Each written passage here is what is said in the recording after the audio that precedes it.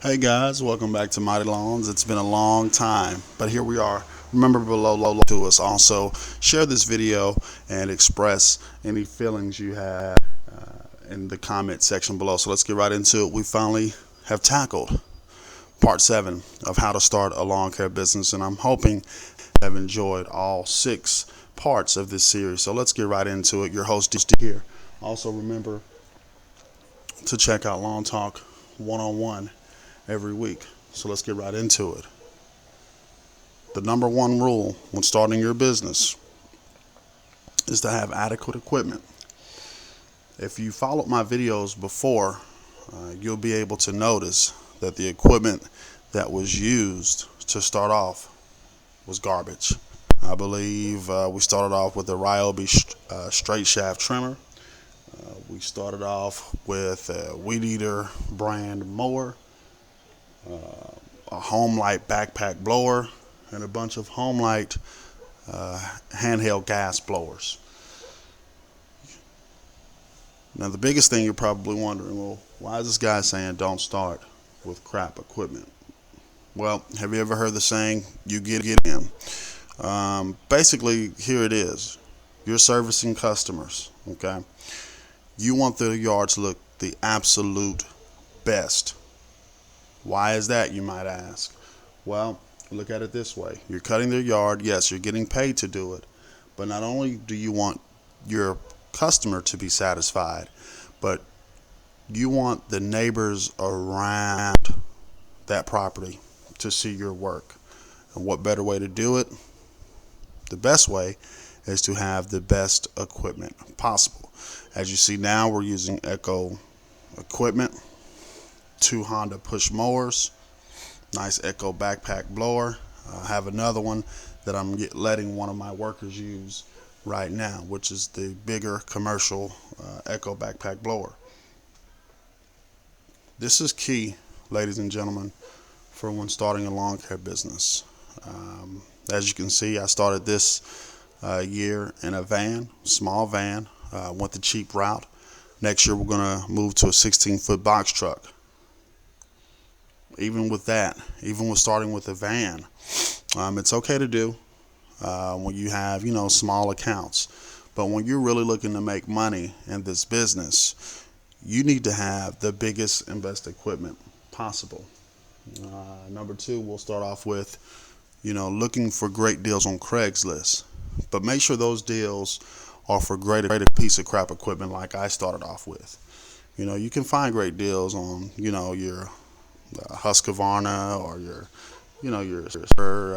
equipment. Of course, Honda. If you want to use your bad boy mowers, things of that nature. It's not bad to look on Craigslist instead of going to your local big box hardware store to find your equipment. Also, number 3, the biggest rule is have every piece of equipment that you would think you would need. You don't want to be the guy to get on a property and you have to turn down work because you don't have the necessary tools to do a job, i.e. tree pruners. You want to be able to, shrub, prune the shrubs, things of that nature. Also, organization is key. If you looked at my other videos, I told you, being organized is very, very key. It saves you time, which in turns will save you money because you're not having to thumb around and look for I used this weed eater on the last property. Where is it at now? You don't have to worry about that. Also, number 4, making sure your workers are well equipped to do the job, mentally and physically.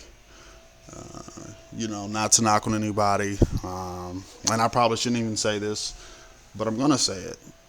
Making sure physically that they're well equipped to do the job. That means, not overweight, making sure they're at a nice balanced weight so they can do the job, not just for a couple of yards, but, if you've got 15 yards a day, you want them to make it 1 through 15, okay?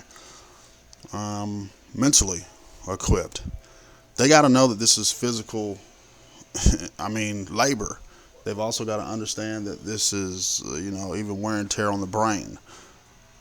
The guys I started out with, they didn't really make it because they couldn't do it. One was his first job. He couldn't make it. The second came from warehouse work. Struggled every day to make it. He wondered, oh, what time will we be done? What time will we be done? And he just never grasped the concept. Make sure also that whoever you hire at least has some sort of experience under their belt. You know what? Scratch that. I shouldn't say some sort of experience because I don't mean just helping the dad pull the weed eater string. Make sure they've worked for a company before, a professional landscaping company. That will be key. Also, make sure that your employees are interchangeable, basically meaning that they can do whatever it takes to finish the job. You don't want to be tied into a worker who can. Okay, you don't want to be tied into somebody who can just cut the grass. You don't want to be tied into somebody who can just weed eat. Okay, you want somebody, if you could, you would want to clone yourself. So that's the kind of person you want to look for. You know what? You need the person who's, like I said, mentally equipped.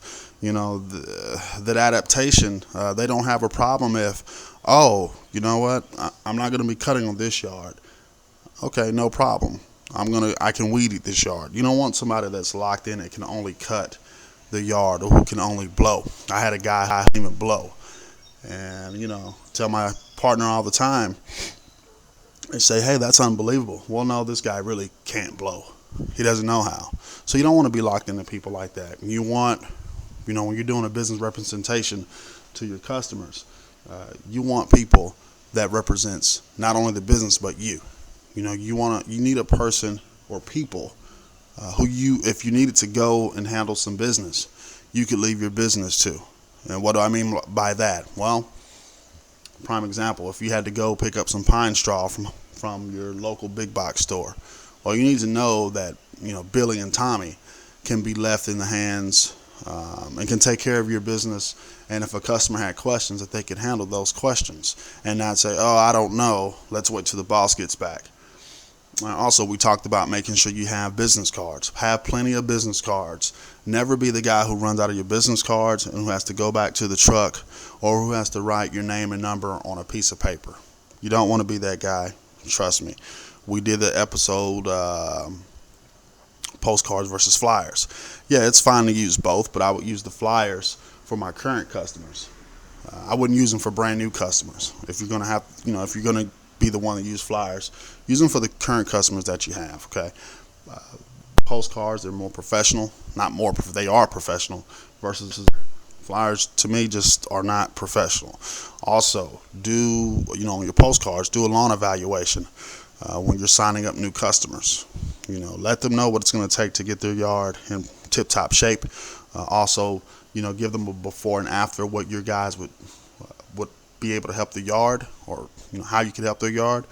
And then when you do the lawn evaluation, let them know what's going on with the lawn now, so they don't just look at you as some who doesn't know what he's talking about. Okay. Once again, make sure you check out all 6 parts of how to start a lawn care business. Also, check out the lawn care video I have of how to start a lawn care business for under $3,000. Okay. All right. So also, make sure you got gas cans. I would say you only need about 2, and make sure they're the big gas cans, not something small that you have to keep going back to the store. Also, fill up on your gas cans. Just fill them all the way up. If you don't use all the gas, that's fine. It's better to have extra than have less. Okay, fill up. You don't want to have any stops during the day. Okay, that's key as well. Also, you want to make sure